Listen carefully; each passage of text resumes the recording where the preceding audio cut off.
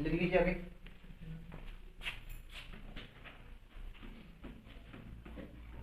आपकी date sheet भी 1-2 दिन में आ जानी है।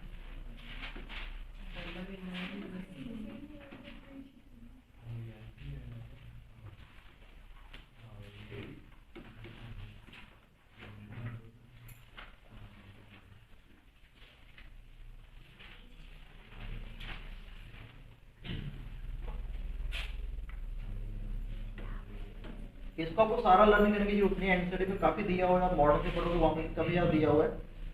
कैसा सवाल आता है मैं आपको ट्रिक बता देता हूँ, उसको याद करने का तरीका क्या है। आपको लिगेंड तो याद ही होगा, कौन सा लिगेंड जो कि अपने लोन पेयर किसी भी मेटल के वेकेंट ऑर्बिटल में दे देता था, यही था ना।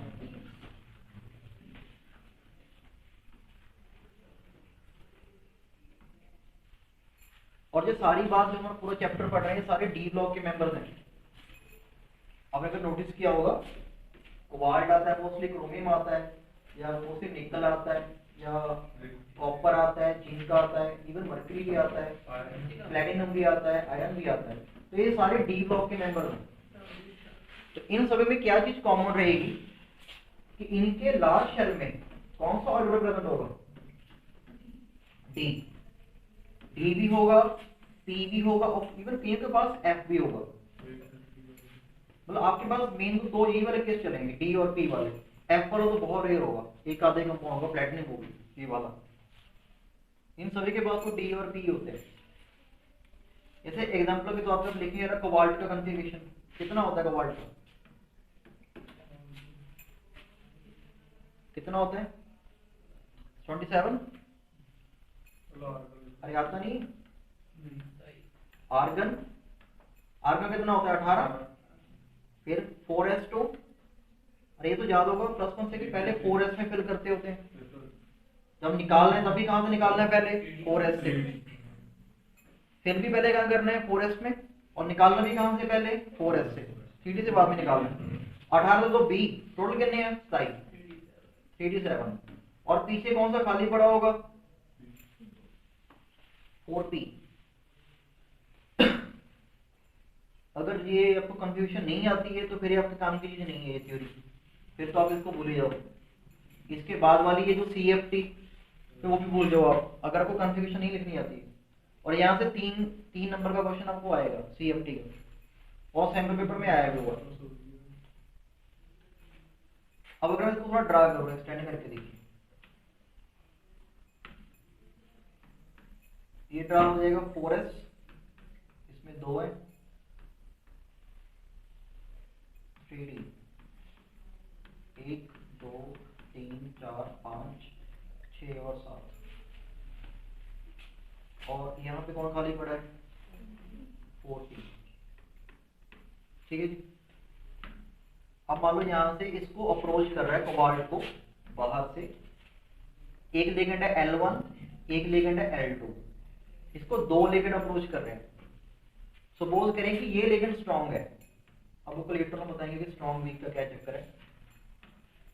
और ये लिगेंड क्या है? वीक। वो जब आप 6 में पढ़ते थे इलेक्ट्रिक फील्ड, मैग्नेटिक फील्ड, तो अगर इसके पास लोन पेयर होंगे, मतलब इसके पास इलेक्ट्रॉन प्रेजेंट है, तो उनका क्या होगा कुछ ना कुछ इसके अराउंड, क्योंकि वो स्टेशनरी इलेक्ट्रॉन है तो कौन सा होगा? Electric field. अगर किसी लिगेंड का इलेक्ट्रिक फील्ड बहुत स्ट्रांग है तो वो कौन सा लिगेंड माना जाएगा? Strong field ligand. जिसका इलेक्ट्रिक फील्ड क्या है? वीक है, उसको क्या बोलते हैं? Weak field ligand. 2 टर्म होते हैं, मैं लिख देता हूँ यहाँ ऊपर, ये आपने चैप्टर में पढ़ी ली होंगी। एक होता है स्ट्रांग फील्ड लिगेंड, एक होता है वीक फील्ड लिगेंड। नहीं, उस कैटेगरी में नहीं है। हाँ, वो सीरीज बनती है पूरी कि कौन सबसे स्ट्रांग है, उससे कम उससे कम, तो वो भी आपको करनी पड़ेगी थोड़ी याद। वो आपको ट्रिक बता देंगे उसका याद करने का।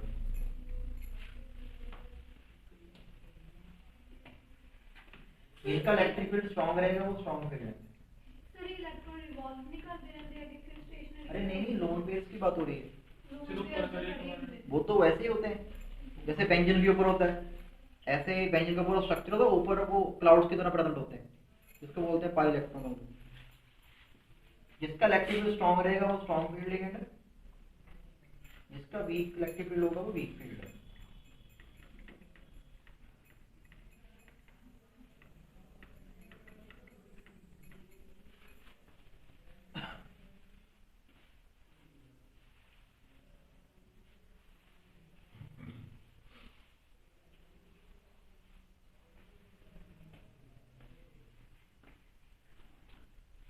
चलिए कर दूं आगे।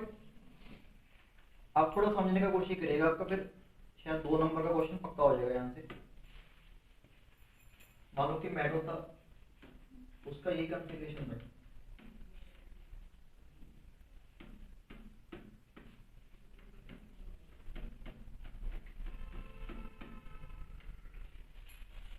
ठीक है, और इसके पास यहाँ पे 4 भी खाली पड़ा था,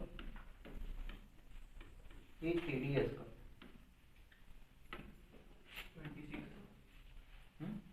26 हाँ, जो भी मान लीजिए 26 मान लीजिए। सपोज करिए इसको पहले एक लिगेंड अप्रोच कर रहा था L1,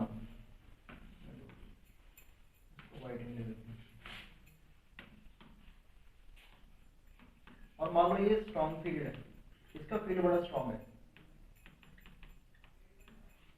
अब लिगेंड इसके पास आ क्यों रहा है वैसे, क्योंकि किसके पास क्या प्रेजेंट है, ये वैकेंट, तो इसके पास क्या करेगा, आके इलेक्ट्रॉन का क्या करेगा, डोनेट कर देगा, और इसका ऑक्टेट का कर देगा वो पूरा। लेकिन जब इसको अप्रोच कर रहा होगा, इसको प्रैक्टिकली समझिए, ऐसे एटम होगा और इसके ये आउटर शेल है दोनों, ये आउटर शेल है, समझते आउटर बाहर वाला, ये इधर से लेकर आ रहा है L1। जब ये आएगा तो सबसे पहले किसके साथ इंटरेक्शन करेगा, ये जो आउटर में पड़े हैं, तो इनके साथ इसका इंटरेक्शन होगा। तो जैसे इसके नजदीक जाएगा, क्योंकि इसका फील्ड बड़ा स्ट्रॉन्ग है, तो ये इन इलेक्ट्रॉन्स को रिपेल करेगा, इनको, क्योंकि इलेक्ट्रॉन पे भी कौन सा चार्ज है, नेगेटिव, और लोन पेयर में भी इलेक्ट्रॉन है, दोनों आपस में क्या करेंगे, रिपेल। तो रिपेल होने के कारण ये इसको इकट्ठा कर देता है कुछ ऐसे। तो कह लीजिए कि ये सारे इलेक्ट्रॉन से बचना चाहते हैं, तो ऐसे इकट्ठे हो जाते हैं।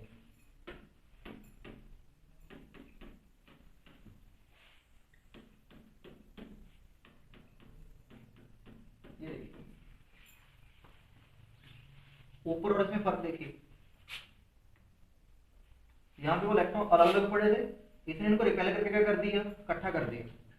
अब इकट्ठा करने से एडवांटेज क्या होगा, इसके पास नंबर ऑफ वैकेंट ऑर्बिटल क्या हो गए, इंक्रीज हो गया। एक तो 3 तो इधर पड़ी है, ये वाले जो 4 पे लाइन है, ये टोटल कितने हो गए अभी, 5 हो गए। तो ये 5 लोन पर क्या कर देगा, इसको डोनेट कर देगा। ऐसे यहाँ आ जाएगा, एक यहाँ आ जाएगा, एक यहाँ आ जाएगा।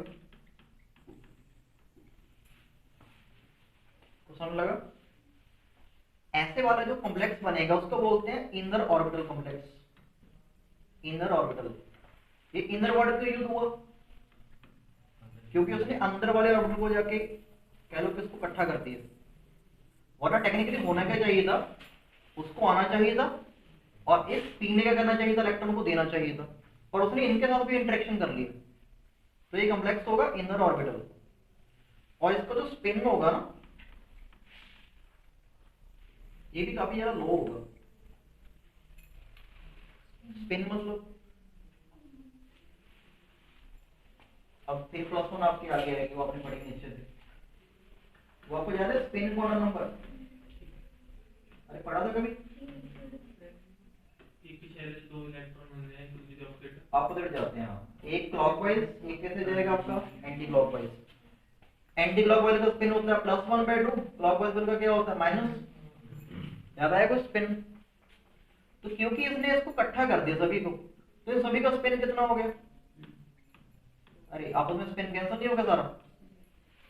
पर लिगेंड के आने से पहले क्या था, इसका तो 0 था, इसका भी क्या था, पर इनका कैंसिल नहीं हो रहा था।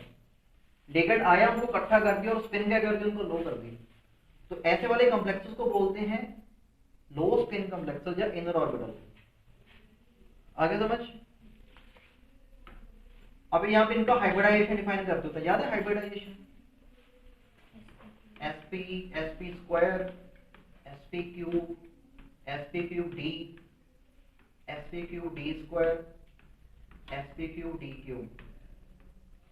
देखे देखे लग रहे हैं। पर यहाँ पे एक और अलग डिफाइन होंगे। एक डिफाइन होगा यहाँ पे जैसे डी एस पी स्क्वायर, एक डिफाइन होगा D square S P cube. दोनों में फर्क देखिए, इसमें और इसमें क्या फर्क है, इसमें और इसमें। ये डी स्क्वायर आगे चलेगा, ये कहाँ चले गए, मतलब डी का इंटरेक्शन पहले हो रहा है, और यहाँ पे भी क्या हो रहा है, डी का इंटरेक्शन पहले हो रहा है। तो इस कॉम्प्लेक्स का हाइब्रिडाइजेशन क्या बन जाएगा, डी स्क्वायर। तो जितने भी आपके इनर ऑर्बिटल कॉम्प्लेक्स बनेंगे वो हमेशा कौन से होंगे, D square S P cube वाले, या फिर कौन से होंगे, डी। अगर तो ऑक्टाहेड्रल बन रहा है 6 वाला तो वो D square S P cube होगा। अगर टेट्राहेड्रल बन रहा है तो वो कौन सा होगा, अभी लिख लीजिए इसको, फिर मैं आपको इसको एक्सप्लेन करता हूँ। ऑक्टा के लिए हमेशा D square S P cube रहेगा, टेट्रा के लिए डी एस पी स्क्वायर रहेगा। ये सारी कहानी यहां से शुरू होती है, यहां से।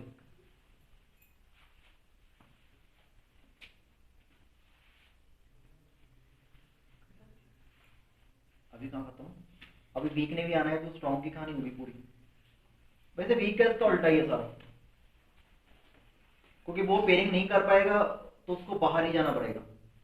तो उसका कॉम्प्लेक्स कौन सा बनेगा, इनर का उल्टा क्या होता है, आउटर, और लो का उल्टा क्या होगा, क्योंकि वो तो पेयरिंग नहीं कर पाएगा, हाई स्पिन बनेगा। और उसका हाइब्रिडाइजेशन क्या होगा, क्या डी पहले आएगा, एस पहले आएगा, उसका क्या होगा, S P cube D square, या कौन सा बन जाएगा, एस पी क्यूब। तो मैं अलग से आपको ले देता हूँ, बता देते हैं, रुक जाओ पहले ये नोट कर लेगा अच्छे से। अगर तो स्ट्रॉन्ग फील्ड लिगेंड है तो उसकी ये 3 चीजें प्रॉपर्टी नोट कर लो कि ये हमेशा इनर ऑर्बिटल बनाएगा, जिसका हाइब्रिडाइजेशन क्या होगा, या तो D square S P cube अगर ऑक्टाहेड्रल है, डी एस पी स्क्वायर अगर वो टेट्राहेड्रल है। तीसरा पॉइंट नोट करना कि लो स्पिन होगा कॉम्प्लेक्स।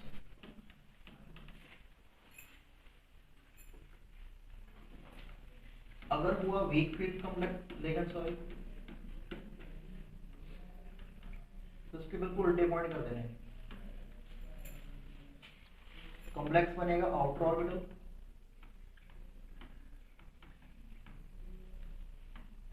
हाइब्रिडाइजेशन या तो होगी S P cube D square अगर तो ऑक्टाहेड्रल हुआ, या तो होगी एस पी क्यूब अगर वो हुआ टेट्राहेड्रल, और लास्ट में वो हाई स्पिन होगा। ये सीन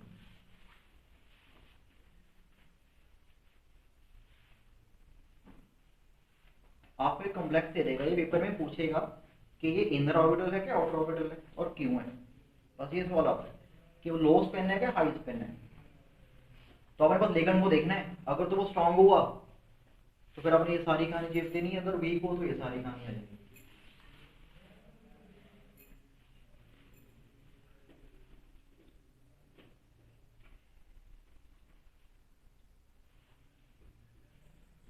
अब एक बार दोबारा देख लो उसको, मैं जो सारा समझाया था आपको फटाफट से।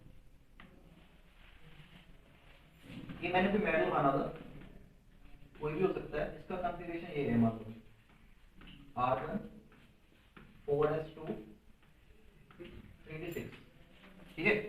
पीछे 4p खाली पड़ा है, उसके बाद कौन सा होगा 5s, उसके बाद 4d, ये सारे खाली पड़े हैं पीछे की ओर, ठीक है। इसको मैं ड्रा कर लेता हूँ यहाँ पे होगा 4s, इसके अंदर 2 इलेक्ट्रॉन है, 1 2 3 4 5 और 6, ये 3D ड्रा हो गए, और पीछे खाली कौन सा पड़ा है 4p। इसके बाद आपका sp होगा, कौन सा? 4 बनाते ਤੁਸੀਂ 3 अच्छा अच्छा ठीक है समझ गया।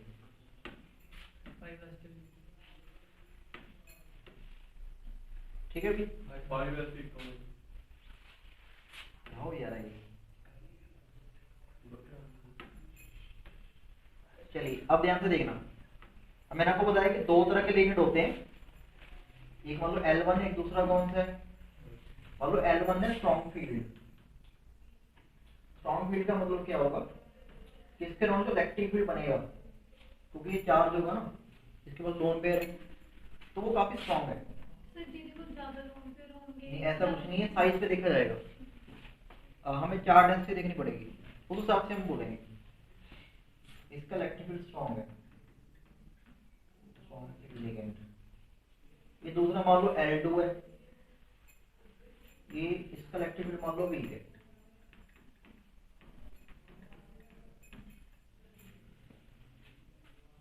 रियलिटी में जो ये ड्रा किया हुआ है ना, ये एक्चुअल में शेल्स है। तो कुछ ऐसे सीन होगा, ये एटम होगा, इसके ऐसे शेल्स होंगे। ये मान लिया हमने ड्रा कर दिया, ये वाला मान लो 4s है, ये वाला मान ले कि 3d है, ये वाला और ये मान ले, अरे यार तुम मुझे समझाने के लिए बोल रहा हूँ और कौन डम्बल ये मैं ड्रा करता फिर समझ लेना। ये एटम है, ठीक है, या मेटल है जिसके बाहर की ओर बैक एंड ऑर्बिटल पड़े हैं। अब ये लिगेंड इसको अप्रोच कर रहा है, ये वाला जैसे इसके पास जाएगा तो किसके साथ इंटरेक्शन करेगा? ये सबसे पहले ये 4p में तो कुछ नहीं है, तो कहाँ आएगा? ये 3d के पास आएगा। तो जैसे ये 3d को अप्रोच करेगा, ध्यान से देखिए, क्योंकि इसका अपना फील्ड बहुत स्ट्रॉन्ग है, तो फिर इन इलेक्ट्रॉन को क्या करेगा? ये इनमें रिपल्शन क्रिएट करेगा, क्योंकि इनके ऊपर भी कौन सा चार्ज है और इसके ऊपर भी कौन सा चार्ज है? नेगेटिव। तो रिपल्शन से बचने के लिए आपस में क्या हो जाएंगे? इकट्ठे हो जाएंगे कि हम कम जगह पे चले जाएं, इससे दूर भागेंगे। तो जब दूर भागेंगे तो इलेक्ट्रॉन इकट्ठे हो जाएंगे, तो इस फॉर्म में ये कन्वर्ट हो जाएंगे। ये 1 2 3 4 5 और 6, और ये 2 क्या हो गए? खाली हो गए। या कह लो कि ये बहुत बड़ा डाउन है, आ गया और जगह को खाली करवा ली। तो ये इसने अंदर वाले सेल को खाली करवाया है, तो डेड फेज का नाम क्या बढ़ गया? Inner orbital. अब जब अपने लोन पेयर कहां कहां डोनेट करेगा ये बताओ? 2 तो यहां कर देगा, अरे 2 यहां करेगा ना, तो 2 का क्या आ गया यहाँ पे? d स्क्वायर, फिर p है, उसके बाद कौन है? s। तो क्या आ गया आपका combined hybridisation? d square sp3। लगा पता क्या बोला? सर p तो पहले s से डोनेट कर दूं यार वो तो सीक्वेंस तो लिखने का, आपने देखा होगा हाइब्रिडाइजेशन में हमेशा s को पहले लिखते होते हैं, p को क्या लिखते होते हैं बाद, तो वो सीक्वेंस फॉलो किया। अब अगर ये वाला आ रहा है वीक, जब ये इसको अप्रोच करेगा तो क्या होगा? सोच,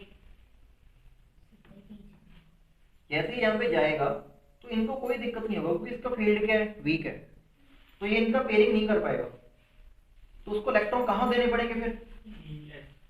p में, s में, और पीछे कौन सा होगा? शायद d। तो उसका जो हाइब्रिडाइजेशन बनेगा वो क्या बनेगा? sp3, मान लो पीछे t है, तो s वाले कॉम्प्लेक्स को कौन सा बोलेंगे हम लोग?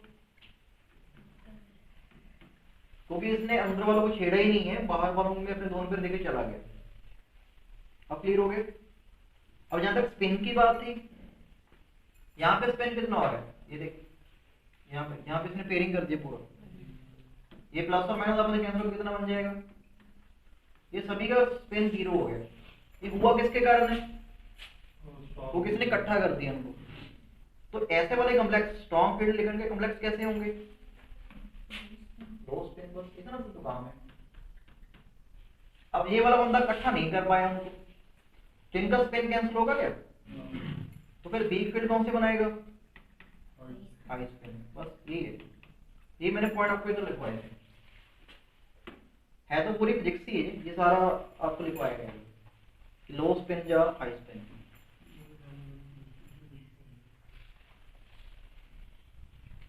अब एक ही जगह पर सुई अटक दी है कि हमें कैसे पता लगेगा कि कौन सा लिगेंड स्ट्रॉन्ग है, कौन सा लिगेंड क्या है? वीक है। तो उसके लिए लिख देगा टॉपिक स्पेक्ट्रोकेमिकल सीरीज सर जाइए कहाँ? Classification। 10 मिनट बैठ जाओ, लास्ट टॉपिक है।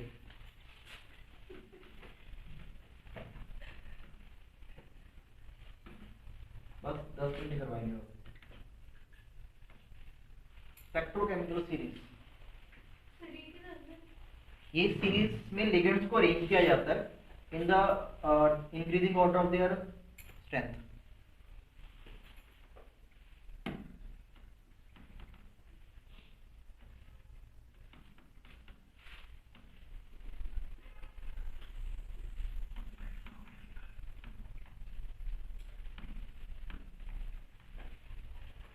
यही आपके काम आनी है पेपर में, क्योंकि तुम्हें हमेशा ही वो दो कंपाउंड देगा, दो। जैसे उदाहरण के तौर पे ये दे देगा तुम्हें,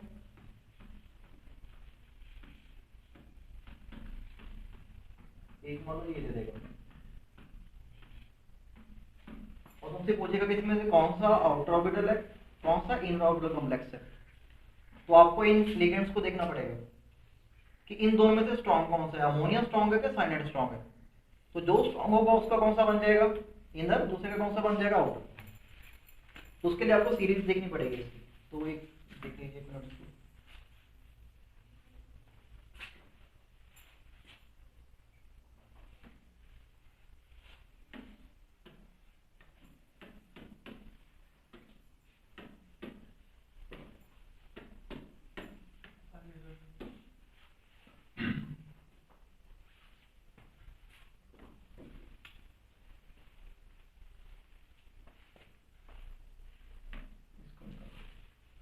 इसमें हमने सारे लर्न नहीं करने हैं, मैं टिक लगा देता हूँ जो अपने छोड़ने हैं। ये ज्यादा क्लियर नहीं दिख रहा? क्लियर, ठीक है, सेम ही। अगर आप ध्यान दें जितने भी हैलोजन है, बहुत तरीके आयोडीन, ब्रोमीन, यहाँ कहीं फ्लोरीन भी होगा, ये काफी पीछे हैं, मतलब ये वीक है। सबसे स्ट्रॉन्ग कौन है? CO, कार्बन मोनोऑक्साइड, उससे फिर साइनाइड। इसको आप खत्म कर देना, ये आपको कभी भी नहीं आएगा, ये भी नहीं आएगा, ये भी नहीं आएगा, और ये भी बहुत रेयर है कि आपको आ जाए EDT, ये भी नहीं आएगा। ये एनसीईआरटी में गिवन भी नहीं होंगे आपको।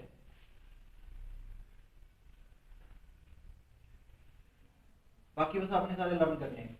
इसका शॉर्टकट मैं आपको फिर कल ही बता दूंगा, अभी इनको जल्दी है तो ये जरूर देख लेना इसको। पहले शॉर्टकट बड़ा अजीब सा है, आई बर्बादी सुनो। अरे अच्छा है, आपको तो याद करने तक मतलब कल बता देंगे आपको।